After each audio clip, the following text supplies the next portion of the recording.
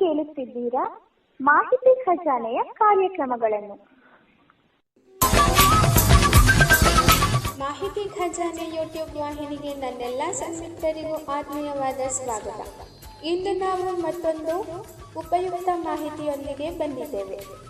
ಈ ವಿಡಿಯೋ ನಿಮಗೇನಾದರೂ ಇಷ್ಟವಾದಲ್ಲಿ ಲೈಕ್, ಶೇರ್, ಕಾಮೆಂಟ್ ಮಾಡಿ ಹಾಗೂ ಇನ್ನು ಹೆಚ್ಚು ಉಪಯುಕ್ತ ಮಾಹಿತಿಯನ್ನು ನಮ್ಮ ಯೂಟ್ಯೂಬ್ ವಾಹಿನಿಯಿಂದ ಏನಾದರೂ ನಿರೀಕ್ಷಿಸುತ್ತಿದ್ದೀರಾ? ನಿರೀಕ್ಷಿಸಿದಲ್ಲಿ ಬೆಲ್ ಐಕಾನ್ ಅನ್ನು ಕ್ಲಿಕ್ ಮಾಡುವುದರ ಮೂಲಕ ಸಬ್ಸ್ಕ್ರೈಬ್ ಆಗಿ.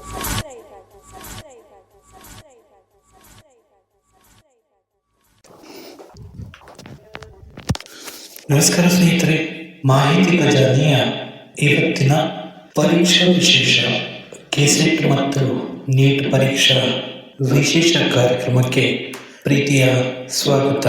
ನಿಮ್ಮ ಜೊತೆ ನಿಮ್ಮ ಶರತ್. ಸ್ನೇಹಿತರೆ, ಈಗಾಗಲೇ ಕೆಸೆಟ್ ಪರೀಕ್ಷೆಯನ್ನು ಮುಗಿಸಿದ್ದೀವಿ. ಈಗ ನೀಟ್ ಪರೀಕ್ಷೆ ಮುಂದೆ ಬರ್ತಾ ಇದೆ. ಈ ಪರೀಕ್ಷೆಯ ಸಂಬಂಧವಾಗಿ ನಾವು ಕಳೆದ ಸಂಚಿಕೆಗಳಲ್ಲಿ ಸಂಶೋಧನೆಯಲ್ಲಿರ್ತಕ್ಕಂತಹ ಹಲವು ವಿಷಯಗಳ ಬಗ್ಗೆ ಈಗಾಗಲೇ ನಾವು ಮಾತನಾಡಿದ್ದೇವೆ. ಸುಮಾರು 10 ಸಂಚಿಕೆಗಳು ಇದುವರೆಗೆ ಪ್ರಸಾರ ಆಗಿದೆ. ಇನ್ನೂ ಯಾರು ಕೂಡ ಕೇಳಿಲ್ಲ ಅವರು ಕೇಳಬಹುದು.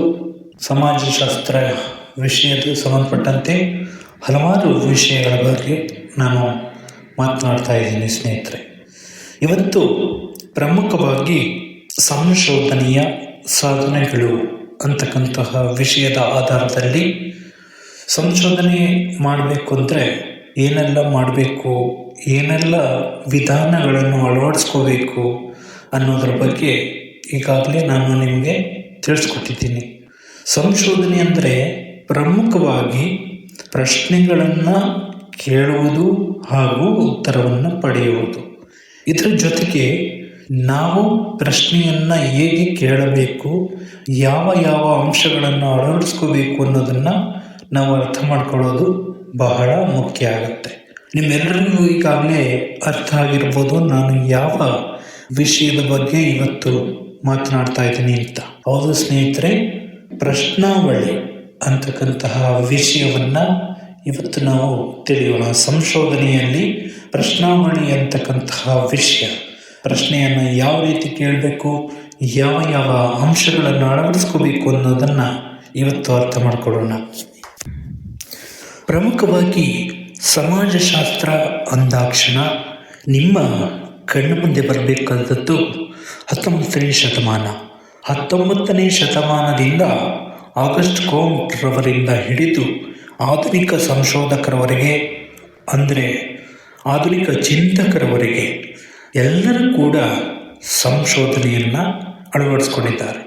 ಸಮಾಜದ ವಾಸ್ತವತೆಯನ್ನು ಅರ್ಥ ಮಾಡಿಕೊಳ್ಳೋದಕ್ಕೆ ಈ ಸಂಶೋಧನೆಗಳು ಬಹಳ ಮುಖ್ಯ ಆಗ್ತವೆ. ನೋಡಿ, ಇಲ್ಲಿ ಎಲ್ಲ ಸಬ್ಜೆಕ್ಟ್ನವರು ಅರ್ಥ ಮಾಡ್ಕೋಬೇಕಾದಂಥ ವಿಷಯ, ಯಾವುದೇ ವಿಷಯದ ಆಧಾರದ ಮೇಲೆ ನಾವು ಸಂಶೋಧನೆಯನ್ನು ಮಾಡಬೇಕು ಅಂದರೆ ನಮಗೆ ಸಮಾಜದ ವಾಸ್ತವ ಸ್ಥಿತಿಯ ಬಗ್ಗೆ ಅರಿವಿರುವಂತೆ ನೋಡ್ಕೊಳ್ಳೋದು ಇಲ್ಲಿ ಬಹಳ ಮುಖ್ಯ ಆಗುತ್ತೆ. ಪ್ರಮುಖವಾಗಿ ಯಾವುದೇ ಒಂದು ಮಾಹಿತಿಯ ಪೂರ್ಣ ವಿಷಯವನ್ನು ಅರ್ಥ ಮಾಡ್ಕೊಳ್ಳೋದಕ್ಕೆ ಸಂಶೋಧನೆಯಲ್ಲಿ ಪ್ರಮುಖವಾಗಿ ಪ್ರಶ್ನಾವಳಿ, ಅದರ ಜೊತೆಗೆ ಅನುಸೂಚಿ, ಈ 2 ಅಂಶಗಳು ಪ್ರಮುಖ ಪಾತ್ರ ವಹಿಸ್ತಕ್ಕಂಥದ್ದನ್ನು ನಾವು ಗಮನಿಸ್ತೇವೆ. ಪ್ರಮುಖವಾಗಿ ಇಲ್ಲಿ ಅರ್ಥ ಮಾಡ್ಕೋಬೇಕಾದಂಥ ಅಂಶ ಏನಪ್ಪ ಅಂದರೆ, ಯಾವುದೇ ಒಬ್ಬ ಸಂಶೋಧಕ ಅಳವಡಿಸ್ಕೊಳ್ತಕ್ಕಂತಹ, ಅಂದರೆ ಮಾಹಿತಿಯನ್ನು ಪಡಿತಕ್ಕಂತಹ ವಿಧಾನಗಳಲ್ಲಿ 2 ವಿಧ ಇದೆ. ಅವು ಯಾವ್ಯಾವು ಅನ್ನೋದನ್ನು ಈಗಾಗಲೇ ನಿಮಗೆ ತಿಳಿಸ್ಕೊಟ್ಟಿದ್ದೀನಿ. ಪ್ರಾಥಮಿಕ ದತ್ತಾಂಶ ಹಾಗೆ ಮಾಧ್ಯಮಿಕ ದತ್ತಾಂಶ. ಪ್ರಾಥಮಿಕ ದತ್ತಾಂಶ ಅಂದರೆ ವ್ಯಕ್ತಿ ನೇರವಾಗಿ ಹೋಗಿ ಮಾಹಿತಿಯನ್ನು ಪಡಿತಕ್ಕಂತಹ ವಿಧಾನ. ಮಾಧ್ಯಮಿಕ ದತ್ತಾಂಶ ಅಂದರೆ ಲೇಖನಗಳ ಮೂಲಕ ಹಾಗೆ ಇನ್ನಿತರ ಹಲವು ವಿಧಾನಗಳ ಮೂಲಕ ಮಾಹಿತಿಯನ್ನು ಪಡೆಯುವಂತಹ ವಿಧಾನ. ಇದರ ಬಗ್ಗೆ ಈಗಾಗಲೇ ನಾನು ಮಾತನಾಡಿದ್ದೀನಿ, ಹಾಗಾಗಿ ಇಲ್ಲಿ ಹೆಚ್ಚಾಗಿ ಹೇಳೋದಕ್ಕೆ ಹೋಗಲ್ಲ. ಪ್ರಮುಖವಾಗಿ ಈ ದತ್ತಾಂಶ ಏನಿದೆ, ಮಾಹಿತಿಯನ್ನು ಪಡೆಯತಕ್ಕಂತಹ ವಿಧಾನಗಳಲ್ಲಿ ಈ ಪ್ರಶ್ನಾವಳಿ ಅಂತಕ್ಕಂಥದ್ದು ಒಂದು ಕೊಂಡಿಯಾಗಿ ಕಾರ್ಯನಿರ್ವಹಿಸ್ತಕ್ಕಂಥದ್ದನ್ನು ನಾವು ಪ್ರಮುಖವಾಗಿ ಗಮನಿಸ್ತೇವೆ. ಇಲ್ಲಿ ವ್ಯಕ್ತಿ ಹೆಚ್ಚು ಜನಗಳನ್ನು ಸೇರಿಸಿ ಮಾಹಿತಿಯನ್ನು ಸಂಗ್ರಹ ಮಾಡ್ಬೋದು. ಹಾಗೆ ಕಡಿಮೆ ವೆಚ್ಚದಲ್ಲಿ ಮಾಹಿತಿಯನ್ನು ಸಂಗ್ರಹ ಮಾಡ್ಬೋದು. ಇದು ಒಳ್ಳೆಯ ಒಂದು ವಿಧಾನ ಅಂತಲೇ ಹೇಳ್ಬೋದು. ಯಾಕಂದರೆ ಮಾಹಿತಿ ಕಡಿಮೆ ವೆಚ್ಚದಲ್ಲಿ ಸಿಗುತ್ತೆ, ಹಾಗೆ ಕಡಿಮೆ ಸಮಯದಲ್ಲಿ ಸಿಗುತ್ತೆ. ಈ ಸಮಯ ಅಂತಕ್ಕಂಥದ್ದು ಸಂಶೋಧಕನಿಗೆ ಇಲ್ಲಿ ಬಹಳ ಮುಖ್ಯ ಆಗತ್ತೆ. ಅದೇ ಪ್ರಕಾರವಾಗಿ ಸಂಶೋಧನೆಯಲ್ಲಿ ಪ್ರಶ್ನಾವಳಿಯು ಕೂಡ ತನ್ನದೇ ಆದಂತಹ ಮಹತ್ವವನ್ನು ಪಡ್ಕೊಂಡಿರ್ತಕ್ಕಂಥದ್ದನ್ನು ಗಮನಿಸ್ತೇವೆ. ಹಾಗಾದರೆ ಕೆಲವೊಂದು ವ್ಯಾಖ್ಯಾನಗಳ ಮೂಲಕ ಇದನ್ನು ಅರ್ಥ ಮಾಡ್ಕೊಳ್ಳೋಣ. ಒಂದು ಸಂದರ್ಭದಲ್ಲಿ ಪ್ರಮುಖವಾಗಿ ಸಂಶೋಧಕರು ಮಾಹಿತಿಯನ್ನು ಸಂಗ್ರಹ ಮಾಡತಕ್ಕಂಥ ಸನ್ನಿವೇಶದಲ್ಲಿ ಪ್ರಶ್ನಾವಳಿಯನ್ನು ಬಳಸ್ತಾರೆ. ಪ್ರಶ್ನಾವಳಿಯನ್ನು ಮುದ್ರಿತ ಹಾಗೂ ಲಿಖಿತ ರೂಪದಲ್ಲಿ ನೀಡಲಾಗುತ್ತದೆ. ಉತ್ತರದಾತರಿಗೆ ನೀಡಲಾಗುತ್ತೆ. ಅಂದರೆ ಉತ್ತರ ನೀಡ್ತಕ್ಕಂಥವರಿಗೆ ಪ್ರಶ್ನಾವಳಿಯನ್ನು ಮುದ್ರಿತ ಅಥವಾ ಲಿಖಿತ ರೂಪದಲ್ಲಿ ನೀಡಲಾಗುತ್ತೆ. ಕೆಲವೊಂದು ಸಂದರ್ಭದಲ್ಲಿ ಅಲಿಖಿತ ಅಂದರೆ ಮೌಖಿಕವಾಗಿಯೂ ಕೂಡ ನೀಡಲಾಗುತ್ತೆ. ಹಾಗೆ ಉತ್ತರವನ್ನು ನೀಡಿ ಎಸ್ ಆರ್ ನೋ, ಹೌದು ಅಥವಾ ಇಲ್ಲ ಅಂತಕ್ಕಂತಹ ಆಯ್ಕೆಗಳನ್ನು ನೀಡಲಾಗುತ್ತೆ. ಇಂತಹ ಹಲವು ವಿಷಯಗಳನ್ನು ನಾವು ಮುಂದೆ ತಿಳಿಯಲಿಕ್ಕಿದ್ದೇವೆ. ಪ್ರಮುಖವಾಗಿ ಸಂಶೋಧಕರು ಇದನ್ನು ಸಂಶೋಧನೆಯ ನಾಡಿ ಅಂತಕ್ಕಂತಹ ಉಲ್ಲೇಖವನ್ನು ಮಾಡ್ತಾರೆ. ಯಾಕೆ ಮಾಡ್ತಾರಪ್ಪ ಅಂದರೆ ಸಂಶೋಧನೆಯ ಗುಣಮಟ್ಟವನ್ನು ಅರ್ಥೈಸ್ಕೊಳ್ಳೋದಕ್ಕೆ ಇದು ಸಹಕಾರಿಯಾಗುತ್ತೆ. ಹಾಗಾಗಿ ಇದನ್ನು ಪ್ರಮುಖವಾಗಿ ಈ ಹೆಸರಿನಿಂದ ಗುರುತಿಸಲಾಗುತ್ತೆ. ಪ್ರಮುಖವಾಗಿ ಇನ್ನೊಂದು ಅರ್ಥ ಮಾಡ್ಕೋಬೇಕಂತ ಅಂಶ ಇದೆ ಸ್ನೇಹಿತರೆ. ಅದೇನಪ್ಪ ಅಂದರೆ ನಾವು ನೇರವಾಗಿ ಹೋಗಿ ಮಾಹಿತಿಯನ್ನು ಸಂಗ್ರಹಿಸಿದ್ರೆ ಮಾತ್ರ ಇದಕ್ಕೆ ಒಂದು ಗುಣಮಟ್ಟ ಅಂತಕ್ಕಂಥದ್ದು ಬರೋದಕ್ಕೆ ಸಾಧ್ಯ ಆಗುತ್ತೆ. ಪ್ರಮುಖವಾಗಿ ಬೊಗಾರ್ಡಸ್ ಅವರು ಹೇಳ್ತಕ್ಕಂತಹ ಒಂದು ವ್ಯಾಖ್ಯಾನ ಹೀಗಿದೆ. ಆ ವ್ಯಾಖ್ಯಾನವನ್ನು ಗಮನಿಸ್ಕೊಳ್ಳಿ ಸ್ನೇಹಿತರೆ. ಯಾಕಂದರೆ ಮುಂದೆ ಕೆಸೆಟ್ ಮತ್ತು ನೀಟ್ ಪರೀಕ್ಷೆಗಳಲ್ಲಿ ಈ ವ್ಯಾಖ್ಯಾನಗಳನ್ನು ಕೊಟ್ಟು ಇದು ಯಾರು ಹೇಳಿದ್ದು ಅಂತಕ್ಕಂಥ ಪ್ರಶ್ನೆಗಳು ಕೂಡ ಬರುತ್ತೆ. ಹಾಗಾಗಿ ನಾನು ವ್ಯಾಖ್ಯಾನಗಳನ್ನು ಕೂಡ ಹೇಳ್ತಾ ಇದ್ದೀನಿ. ಒಬ್ಬ ವ್ಯಕ್ತಿಗೆ ನೀಡಲಾಗುವ ಪ್ರಶ್ನೆಗಳನ್ನು ಅಂಚೆಗಳ ಮೂಲಕ ಅಥವಾ ನೇರವಾಗಿ ಮೌಖಿಕವಾಗಿ ಕೇಳಲಾಗುವ ಒಂದು ಪಠ್ಯವನ್ನು ನಾವು ಪ್ರಶ್ನಾವಳಿ ಎಂಬ ಹೆಸರಿನಿಂದ ಗುರುತಿಸ್ತೇವೆ. ನೋಡಿ, ಬೊಗಾರ್ಡಸ್ ಹೇಳ್ತಕ್ಕಂಥದ್ದು ಹೀಗೆ. ಅಂದರೆ ಒಬ್ಬ ವ್ಯಕ್ತಿ ಇರ್ತಾನೆ, ಆ ವ್ಯಕ್ತಿಗೆ ನಾವು ಪ್ರಶ್ನೆಗಳನ್ನು ಅಂಚೆ ಮೂಲಕ ಅಥವಾ ಮತ್ತೆ ಯಾವುದೇ ವಿಧಾನಗಳ ಮೂಲಕ ಕಳಿಸ್ಕೊಡ್ಬೋದು. ಹಾಗೆ ನೇರವಾಗಿ ಆ ವ್ಯಕ್ತಿಯ ಮುಂದೆ ಕುಳಿತು ನಾವು ಪ್ರಶ್ನೆಗಳನ್ನು ಕೇಳಬಹುದು. ಇಂತಹ ಸನ್ನಿವೇಶವನ್ನು ಈ ಪಟ್ಟಿಯನ್ನು ಪ್ರಶ್ನಾವಳಿ ಅಂತಕ್ಕಂತಹ ಹೆಸರಿನಿಂದ ಗುರುತಿಸ್ತಾರೆ. ಇಲ್ಲಿ ಇನ್ನೊಂದು ಅಂಶವನ್ನು ಹೇಳ್ತಾರೆ. ಸಂಖ್ಯಾಶಾಸ್ತ್ರದ ಮೂಲಕ ಈ ದತ್ತಾಂಶವನ್ನು ಪರಿಶೀಲಿಸಲಾಗುವ ಒಂದು ಸನ್ನಿವೇಶವೇ ಪ್ರಶ್ನಾವಳಿ.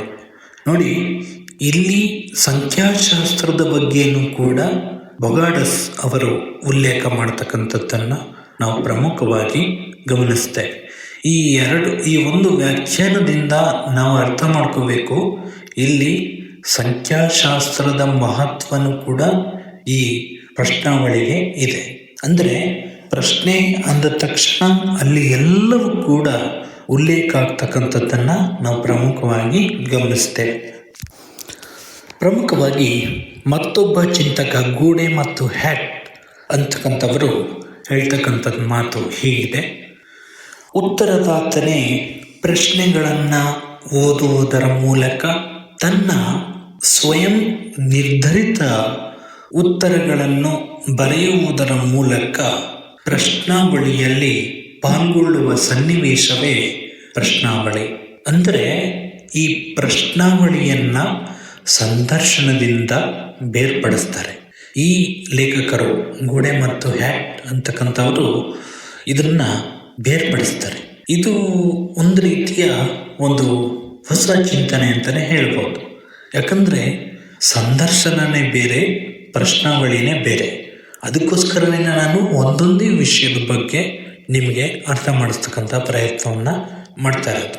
ಸಂದರ್ಶನದ ಬಗ್ಗೆಯೂ ಕೂಡ ನಾನು ನಿಮಗೆ ಮುಂದಿನ ಸಂಚಿಕೆಯಲ್ಲಿ ತಿಳಿಸ್ತಕ್ಕಂಥ ಪ್ರಯತ್ನವನ್ನು ಮಾಡ್ತೀನಿ ಸ್ನೇಹಿತರೆ. ಹಾಗಾಗಿ ಇದರ ಬಗ್ಗೆ, ಪ್ರಶ್ನಾವಳಿಯ ಬಗ್ಗೆ ಪ್ರಮುಖವಾಗಿ ಅರ್ಥ ಮಾಡ್ಕೋಬೇಕು. ಇಲ್ಲಿ ಪ್ರಮುಖವಾಗಿ ಗಮನಿಸಬೇಕಾದಂಥ ಮತ್ತೊಂದು ಅಂಶ ಇದೆ ಸ್ನೇಹಿತರೆ, ಸಮೀಕ್ಷೆ ಮತ್ತು ಪ್ರಶ್ನಾವಳಿ. ಈ ಎರಡರ ನಡುವೆ ಸೂಕ್ಷ್ಮವಾದ ವ್ಯತ್ಯಾಸ ಇರತಕ್ಕಂಥದ್ದನ್ನು ನಾವು ಗಮನಿಸ್ತೇವೆ. ಕೆಲವು ಬಾರಿ ಸಮೀಕ್ಷೆ ಅಂತಕ್ಕಂತಹ ಹೆಸರನ್ನು ಪ್ರಶ್ನಾವಳಿಗೆ ಬಳಸ್ತಕ್ಕಂಥದ್ದನ್ನು ನಾವು ಗಮನಿಸ್ತೇವೆ. ಇತ್ತೀಚೆಗೆ ಕರ್ನಾಟಕದಲ್ಲಿ ನಡೆದದ್ದು ನಿಮ್ಮೆಲ್ಲರಿಗೂ ಕೂಡ ತಿಳಿದಿರ್ತಕ್ಕಂತಹ ವಿಷಯ.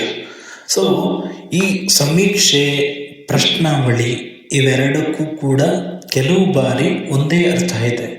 ಆದರೆ ಸಂಶೋಧನಾ ಅರ್ಥದಲ್ಲಿ ಹೇಳಬೇಕು ಅಂದರೆ ಇದಕ್ಕೆ ಬಹಳಷ್ಟು ವ್ಯತ್ಯಾಸ ಇರತಕ್ಕಂಥದ್ದನ್ನು ನಾವು ಗಮನಿಸ್ತೇವೆ. ಸಮೀಕ್ಷೆನೇ ಬೇರೆ, ಪ್ರಶ್ನಾವಳಿನೇ ಬೇರೆ ಅಂತಕ್ಕಂತಹ ಅಭಿಪ್ರಾಯ ಇರ್ತಕ್ಕಂಥದ್ದನ್ನು ನಾವು ಪ್ರಮುಖವಾಗಿ ಇಲ್ಲಿ ಅರ್ಥ ಮಾಡ್ಕೋಬೇಕು.